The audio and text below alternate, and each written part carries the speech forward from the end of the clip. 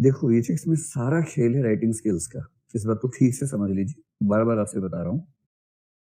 जैसे भूगोल है, उसमें राइटिंग स्किल्स की उतनी भूमिका नहीं है। जैसे आपसे कोई पूछे कि भारत में मानसून के कारणों की समीक्षा करें।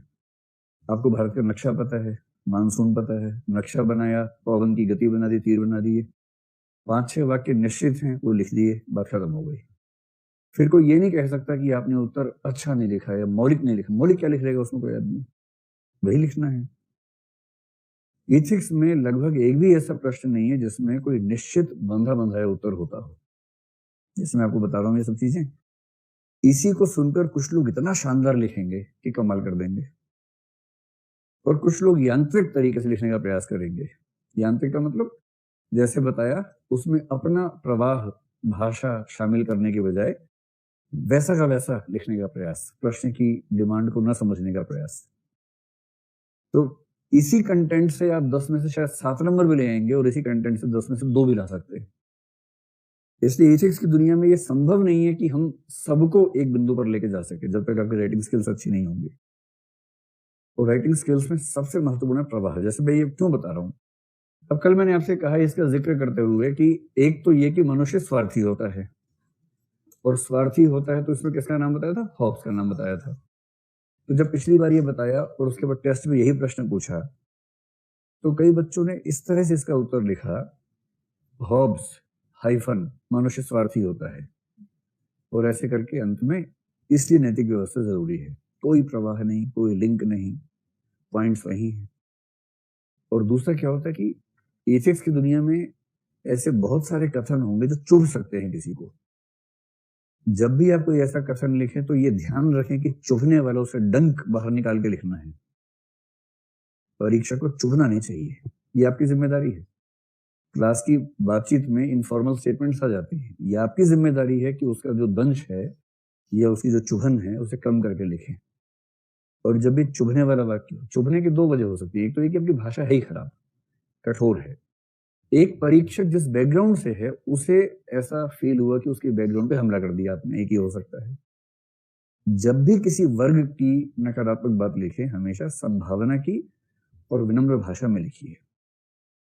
प्रतीत होता है, कुछ विचारक कहते हैं, एक रिसर्चर, एक शोधार्थी ने दावा किया है कि, अब इससे क्या होगा कि एक पक्ष है, भाई किसी ने रिसर्च की है, किसी ने ऐसा कहा है, आप नहीं कह रहे ऐसा। तो मैं आपसे बार बार कह रहा हूं कि एथिक्स में जो 2 बड़े खतरे होते हैं, एक ही की बात चुभ जाए परीक्षक को। कुछ भी नई, जैसे होमोसेक्सुअलिटी के बारे में लिखना है ना, तो ये ना दिखे कि आप उसके कट्टर समर्थक हैं, ये ना दिखे। हमेशा ध्यान रखना है कि पेपर चेक करने वाले की उम्र 60 या उससे ज्यादा आमतौर पे होती है। वो व्यक्ति किसी नई चीज को स्वीकार शायद कर लेगा, पर उस एग्रेशन के साथ नहीं करेगा जिसके साथ आप लिखना चाह रहे हैं। तो भाषा कैसी होगी कि माननीय सर्वोच्च न्यायालय के निर्णय के बाद समलैंगिकता अपराध नहीं है, अतः इसे खारिज नहीं करना चाहिए। अतः इसे स्वीकार करना चाहिए नहीं, अतः इसे खारिज नहीं करना चाहिए। जैसे ही आपने कहा स्वीकार कर लेना चाहिए के बजाय खारिज नहीं करना चाहिए, इसकी चुभने वाली जो कैपेसिटी है वो कम हो गई। तो हमेशा दिमाग में 60 साल का आदमी रखिए। कोई याद ना आए तो पापा को याद रखिए कि पापा के सामने कैसे बोलेंगे वही बात, वैसे लिखिए, ठीक है। और लिंक बनाना आपकी जिम्मेदारी है। जो मुझे ये प्रश्न करवाते हुए ना ध्यान आ गया कि मैंने पिछली बार ऐसे 5-6 आंसर चेक किए इस प्रश्न में जहां लिंक एकदम उखड़ गया था, ठीक है। राइटिंग स्किल्स आपको एक ही व्यक्ति सिखा सकता है, वो मैं नहीं हूं, वो आप खुद हैं। जितना अभ्यास करेंगे, और अभ्यास में केवल मात्रा से फर्क नहीं पड़ता कि रोज 50 आंसर लिख रहे हैं।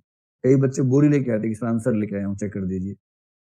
क्या करते हो, रोज 10 आंसर लिखते हैं, उतना ही रद्दी लिख रहे हैं जो पहला लिखा था, उतना ही रद्दी लगातार लिख रहे हैं। उसका फायदा क्या है? आप एक दिन में 10 मत लिखिए, 10 दिन में 1 लिखिए, लेकिन हर आंसर पिछले आंसर से बेहतर हो, इस पर ध्यान दीजिए।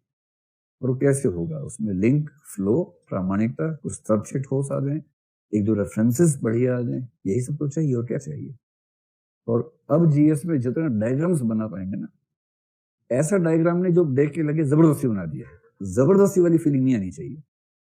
बिना जबरदस्ती की फीलिंग के अगर आप डायग्रामेटिक प्रेजेंटेशन कर सकते हैं, जैसे ये प्रश्न मान लीजिए आ गया, आखिरी प्रश्न है, 10 नंबर का है, टाइम नहीं बचा है, तो अब सीधे ऐसे बना के नैतिक व्यवस्था क्यों जरूरी है, 3, 3 के नीचे 2 पॉइंट, इसके नीचे 3 पॉइंट, इसके नीचे 2 पॉइंट, खत्म, पूरा आंसर हो गया आपका। ये चल जाएगा, ठीक है। उपदेश समाप्त हुआ, वापस टॉपिक पे आ जाइए।